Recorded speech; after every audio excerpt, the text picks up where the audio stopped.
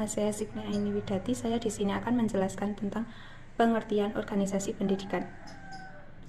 Organisasi secara etimologi berasal dari bahasa Latin yang berarti organum yang memiliki makna alat, sedangkan secara bahasa Inggrisnya yaitu organis yang berarti mengorganisasikan untuk menunjukkan tingkah dan usaha untuk mencapai sesuatu. Sedangkan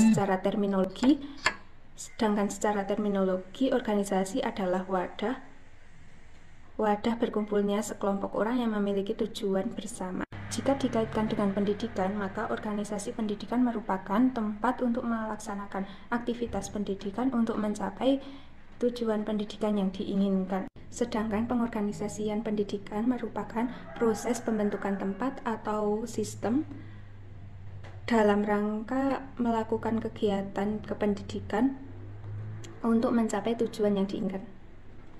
Perkenalkan, saya Satri Erlina Putri Ebonde Jarita dengan RPM 212206068. Di sini saya akan memaparkan ciri organisasi pendidikan dan prinsip organisasi pendidikan. Organisasi pendidikan sebagai suatu sistem mempunyai ciri, yaitu yang pertama, berorientasi pada tujuan, mengarah kepada tujuan pendidikan yang telah ditentukan, peningkatan produktivitas dan efisiensi. Yang kedua, antar hubungan. Komponen-komponen yang ada di dalamnya harus terkait secara cocok dan seimbang satu dengan yang lainnya, seperti orang-orang, tujuan atau kurikulum, sarana dan prasarana, dan sebagainya, untuk mencapai tujuan pendidikan yang telah ditetapkan. Yang ketiga, proses. Kegiatan yang ada di dalamnya memiliki awal dan akhir, meski sementara, dan hal itu merupakan siklus. Yang keempat, keterbukaan.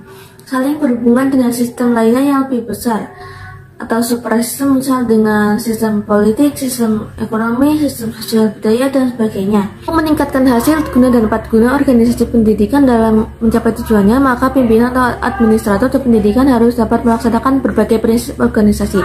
Adapun prinsip-prinsip organisasi pendidikan yang dimaksudkan menurut tim MKDKI KIP Semarang yaitu yang pertama, pelimpahan wewenang. Seorang administrator yang bijaksana akan melimpahkan atau mendelegasikan sebagian wewenangnya kepada bawahan yang dipercayainya dan dirumuskan secara jelas. Yang kedua, manajemen by objektif. Prinsip ini menunjukkan agar manajer selalu berorientasi pada tujuan organisasi dalam berbagai pengambilan keputusan. Jadi, tujuan organisasi dijadikan sebagai pedoman dan ukuran keberhasilan dalam mengelola organisasi. Yang ketiga, span of control. Dalam penyusunannya, struktur organisasi perlu diidentifikasikan macam dan jumlah pekerjaannya.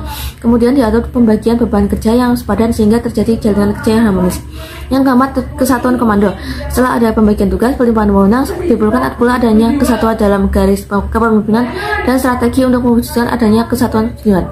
Yang kelima, kemampuan pejabat. Dalam pemilihan dan penempatan pejabat atau staffing, hendaknya memperhatikan kemampuan dan keahlian sehingga dapat mewujudkan pedoman the right man on the right place. Sekian, terima kasih. Saya Rizky Dustewati akan memaparkan mengenai bentuk-bentuk organisasi pendidikan. Agar organisasi pendidikan dapat berjalan dengan baik, maka perlu ditata berbagai jenis hubungan kerja dalam suatu organisasi pendidikan, baik secara intern maupun secara ekstern. Hubungan-hubungan kerja tersebut dapat merupakan hubungan garis atau fungsional, staf, campuran, koordinatif, dan konsultatif. Menurut Terry, dalam tim MKDKI KIP Semarang ada 3 bentuk organisasi, yaitu bentuk mendatar, bentuk piramida, dan bentuk lingkaran. Bentuk-bentuk organisasi menurut hubungan kerja Kartikawati ada 5. Yang pertama, hubungan garis, yang kedua hubungan staf, yang ketiga hubungan konsultatif, yang keempat hubungan koordinatif, dan yang kelima hubungan campuran. Selanjutnya yaitu struktur organisasi sekolah, terdiri dari yang pertama unsur pimpinan, yang kedua unsur tata usaha, yang ketiga unsur pembantu pimpinan, yang keempat unsur instalasi, yang kelima unsur pelaksana, dan yang terakhir unsur siswa.